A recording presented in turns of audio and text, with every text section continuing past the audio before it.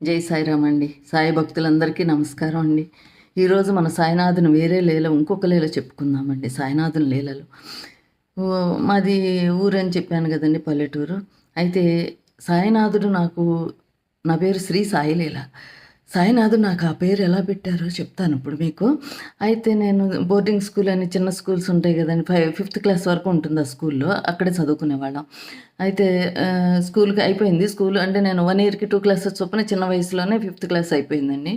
Sixth క్లాస్‌లో join అవ్వాలి అంటే 1 కిలోమీటర్ నడిచి వేరే ఊరు వెళ్ళాలి, పక్కన ఊరికి. 1.5 కిలోమీటర్ దాకా ఉంటుంది. అయితే అక్కడికి సరే సిక్స్త్ క్లాస్‌లో జాయిన్ అవ్వటానికి వెళ్ళాను.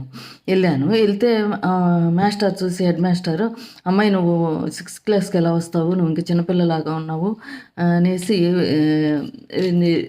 సర్టిఫికేట్ అది చూసారండి.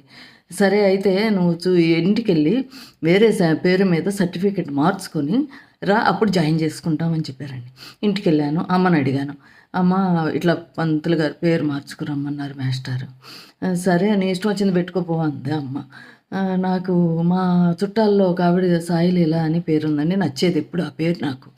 అయితే సేమ్ పేరు వద్దని చెప్పేసి ముందర శ్రీ కలుపుకొని శ్రీ సాయిలీల అని పెట్టుకుని వెళ్ళిపోయి స్కూల్కి మాస్టర్కి చెప్పానండి.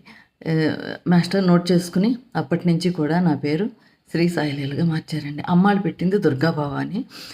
ఆ పేరు మార్చిన కాడి నుంచి మనం సాయిలీల అనే పేరు ఉంటేనండి శాంతంగా అయిపోతాం అసలు. ఆ సాయినాథుని శాంతం మనందరికి వచ్చేస్తుంది.